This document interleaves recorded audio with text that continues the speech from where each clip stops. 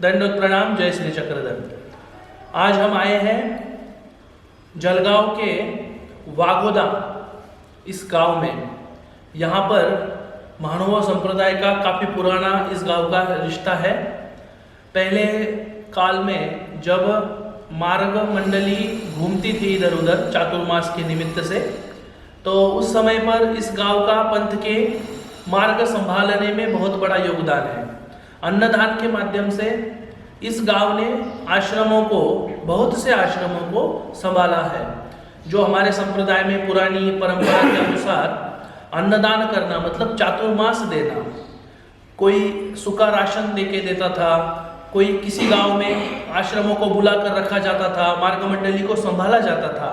ये जो विधि होता है ये सबसे महत्वपूर्ण विधि है कि किसी ईश्वर साधक को अपने बच्चों की तरह संभालना। तो ये जो विधि है इस गांव में बहुत बार हुआ है। और ये जो आश्रम है ये आश्रम के महंत है बाबा जी, दंडवत प्रणाम, महंत श्री दिवाकर बाबा जी। श्री नागराज कुल के जो महत्वपूर्ण गद्दियां हैं, 150 गद्दियों में से जो महत्वपूर्ण गद्दी है उसमें से सबसे बड़ी गद्दी इसको माना जाता है, इस गद्दी को, जिस पर अभी हमारे बाबा जी विराजमान है।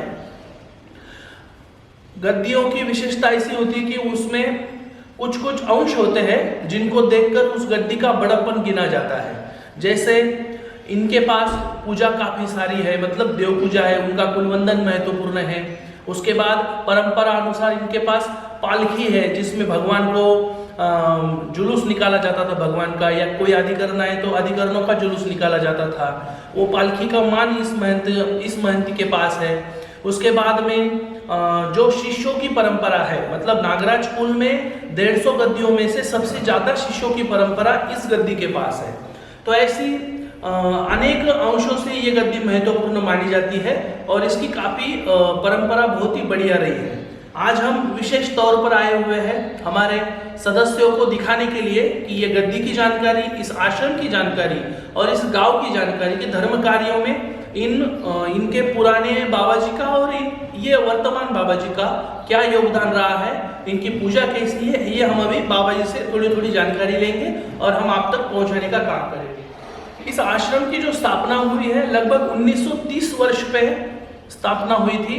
बाबा जी से तीसरे बाबा जी, मतलब पुराने बाबा जी, उन्होंने इस गांव में आश्रम पहले उधर था, लेकिन जगह की कम पूर्ति के कारण, कम होने के कारण यहाँ पर आश्रम स्थलांतरित हुआ है और इसे सबसे पुराना आश्रम माना जाता है। मतलब लगभग आज अगर हम देखें तो इस आश्रम को 90 साल हुए हैं और जल्दी ही शताब्दी वर्ष भी बाबा जी बड़े धूमधाम से मनाएंगे। अभी हम बाबा जी की जो पीढ़ी की पूजा है उस पूजा की जानकारी लेंगे। दादाजी विशेष लीजिए।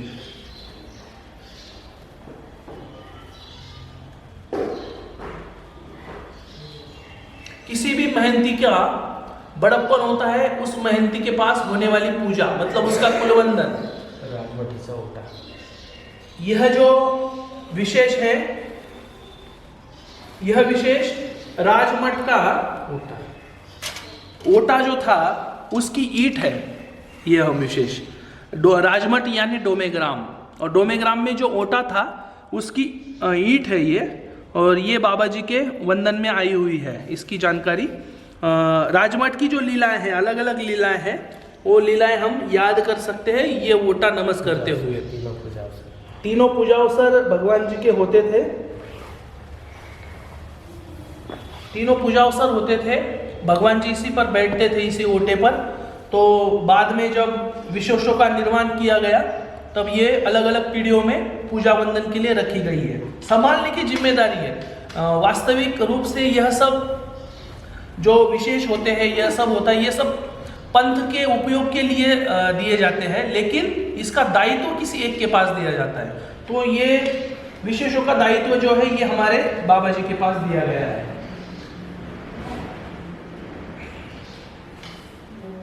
पूजा में आप देखते हैं हर जगह पे तो इस प्रकार के फूल होते हैं। जब आप इस प्रकार के फूल वंदन करते हो तब आपने एक ध्यान देना जरूरी है।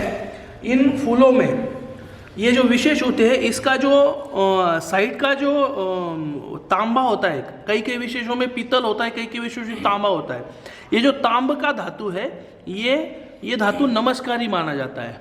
तो आप जब इस प्रकार के विशेषों को वंदन करते हैं तब जानबूझ के ऐसा देखना चाहिए कि इसमें तांबा लगा हुआ है क्या। तो इसको बोलते हैं कि जागरूकता से पूजा वंदन करना। तो इसकी लीला जो होती है वो हमने याद करनी चाहिए, उस बाबा जी को पूछ के अपने याद करना चाहिए। इस प्रकार से आपने देखा, हमने मंदिर में आने के बाद सबसे पहले सुपारी देकर भगवान जी को अर्पित की, उसके बाद में बाबा जी को अर्पित की और दंडोत डाले।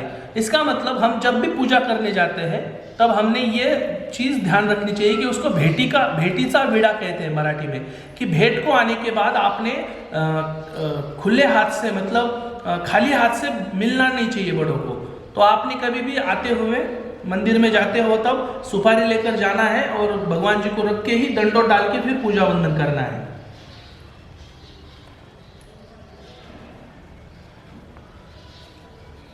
ये फूल के बाद इसको भौरी कहते हैं, ये जो विशेष लगा हुआ है इसको भौरी कहते हैं। इसमें भी साइड में जो धातु होता है वहां पे आपने देख लेना चाहिए, ताकि हमें अलग अलग विशेष लगे होते हैं। देखिए, तो इन सब विशेषों की अलग अलग लीलाएं होती है। पूजा करते हुए लीला याद करना सबसे महत्वपूर्ण माना जाता है।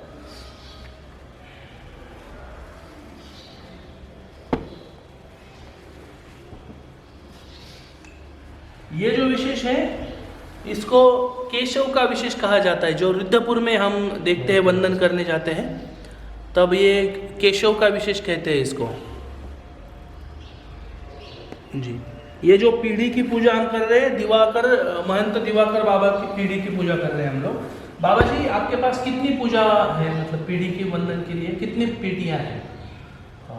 9 पेटियां। 9 पेटियां बाबा जी के पास है। 4 वस्त्र प्रसाद, उसमें 4 वस्त्र प्रसाद है जो आज बाबा जी ने हमें उपलब्ध कराया है।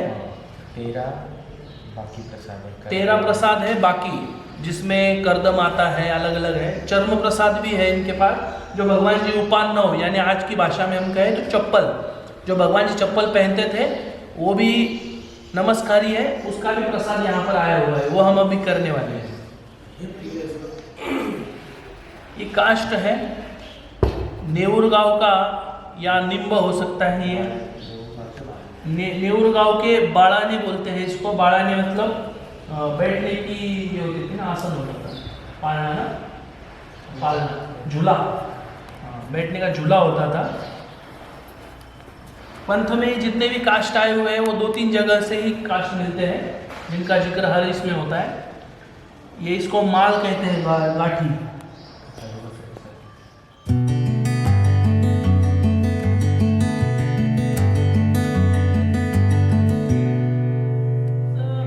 अब ये वस्त्र प्रसाद हम वंदन कर रहे हैं। ये वस्त्र प्रसाद में धातु भी है, दोनों भगवान के संबंध में है। ये श्री चक्रधर स्वामी जी और श्री गोविंद प्रभु जी से। इसमें सुवर्ण के भी धातु लगे हुए प्रसाद में, आपने शायद कम ही देखा होगा। अलग अलग जगहों पे अलग अलग प्रसादों का विशेषता है। इसमें देखिए आप, सोने के धातु है, मतलब इसमें तिलक लगे हुए हैं स्वर्ण के, और वस्त्र भी है। तो ये जो 4 जोड़ है ये मुख्य करके यहाँ पर अगर आप आएंगे तो बाबा जी से आपने विनती करनी है, बाबा जी हमें वस्त्र प्रसाद का नमस्कार करवाइए। प्रसाद वंदन करते हुए हमने कुछ बातों का ध्यान रखना जरूरी है। प्रसाद वंदन करने के लिए जब हम आएंगे तो हमने सबसे पहले तो बेड़ा रखना है, भगवान जी को प्रार्थना करनी है, और प्रसाद करते हुए, वंदन करते हुए हमने नीचे से शुरुआत करनी है। पहले नीचे सर मत्था टेकना है, बाद में सेंटर में, बाद में ऊपर, ऐसा।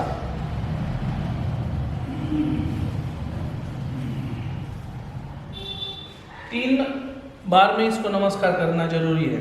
प्रसाद वंदन का ध्यान रखना। प्रसाद वंदन करते हुए, अभी तो मैं आपको जानकारी देने के लिए बात कर रहा हूँ, वरना प्रसाद वंदन करते हुए बात नहीं करनी चाहिए, क्योंकि इसकी पवित्रता बहुत ज़्यादा है। भगवान ने भी इसकी श्रेष्ठता बताई हुई। प्रसाद सेवा अगर हमने सूत्र पाठ में पढ़ी हो तो आपकी इसका महत्व आपको ध्यान में आ जाएगा। ये चर्म है, चर्म का प्रसाद है। ये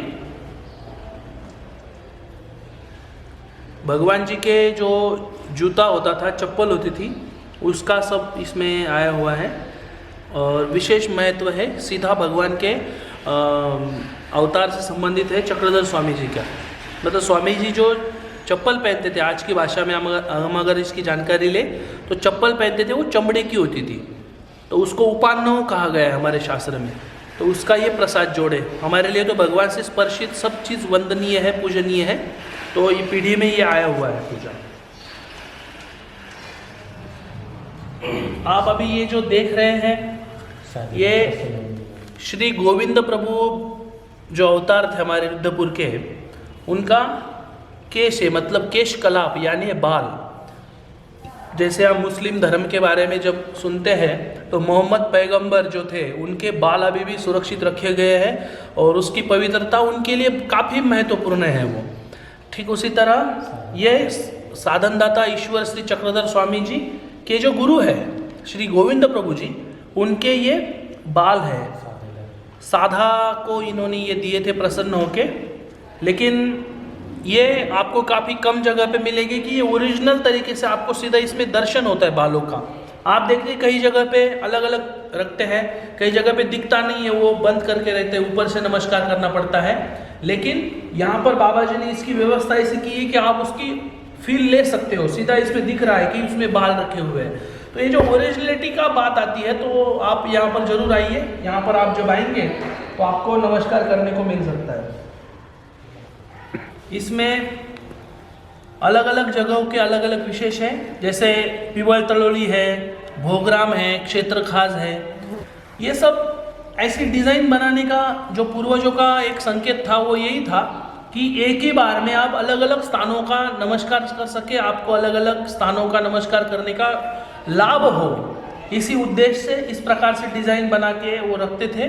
और जैसे इसमें अभी ये पीवल तलोली का विशेष है, ये क्षेत्र खास है, ये जो ये गूढ़ा का विशेष है, ये जो विशेष लगे हुए हैं, ये विशेष करते हुए हमने वहाँ की लीला याद करना आवश्यक है। विशेष करना यानी केवल मत्था रख के आगे चलना नहीं है, विशेष करना यानी उस पर मत्था रखकर वो स्थान संबंधित लीला याद करना। अगर आपको लीला याद नहीं है तो बाबा जी से आपने वो लीला पूछ लेनी है और बाबा जी आपको पूरा मार्गदर्शन करेंगे। इस पर भी लोह लगा हुआ है जो नमस्कारी है पूरा।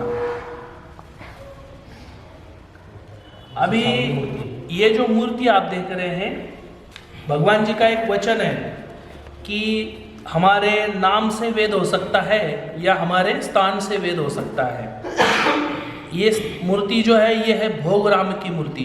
भगवान ने लगभग वहाँ पे 12 साल का वास्तव्य किया था और वहाँ पर कोई ब्राह्मण था जो भगवान को देखकर भगवान को पहले फूल अर्पण करता था, बाद में उस देवता की पूजा करता था।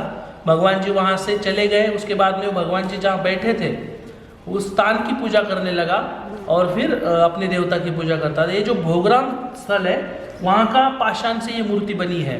इस मूर्ति की विशेषता ऐसी है कि महंत दिवाकर जो महंती है मानव संप्रदाय की, उस महंती का ये कुलवंदन है। यानी ये पूजा जिसके पास रहेगी वो दिवाकर महंत कहलाया जाएगा। ये पहचान होती है पूजा से ना महंती की। इस पूरे परिसर में मतलब ये पूरा जो एरिया है, वागोदा है, सावदा है, इस सब जगह पे इस विशेष मूर्ति की मान्यता है। यहाँ पर आकर अगर आप मत्था टेके और कुछ मन्नत करें तो ये मन्नत पूरी करती है, ऐसा इधर के सब लोगों का अनुभव है। और अनुभव यही सत्य होता है, क्योंकि सत्यता अनुभव से परखी जाती है। शब्दों से सत्यता बता सकते हैं लेकिन अनुभव ये शिक्षक होता है। तो इन इधर के सब लोगों का ये अनुभव है। इस मूर्ति को अगर हम कोई मन्नत मांगे तो जैसे हमारे लिए उदाहरण है दिल्ली की सावली मूर्ति। सावली मूर्ति भी है, मन्नत पूरी करने वाली मूर्ति है। वैसे ही महाराष्ट्र में इस परिसर में अगर कोई आता है और मन्नत रखता है यहाँ पर तो 100% वो पूरी होती है। इस प्रकार से ये मूर्ति की विशेषता है और ये इस पीढ़ी का कुलवंदन है। बाबा जी आपने आज हमें अपनी पूजा करवाई और अपनी पूजा की जानकारी भी दी, आपका बहुत बहुत धन्यवाद। हमारे ईश्वर ज्ञान यूट्यूब चैनल के माध्यम से हम लोगों तक यह जानकारी जल्दी पहुंचाएंगे और आपको शायद हम आपका कांटेक्ट नंबर भी उसमें देने वाले हैं। आपको शायद उसमें से फ़ोन आएंगे तो तकलीफ़ के लिए पहले हम माफ़ी मांगते हैं, लेकिन आपने जो सेवा का व्रत लिया हुआ है उसमें हम भी थोड़ा सा हमारा सहकार्य करेंगे। बाबा जी दंडवत प्रणाम बाबा। जय श्री चक्रधर।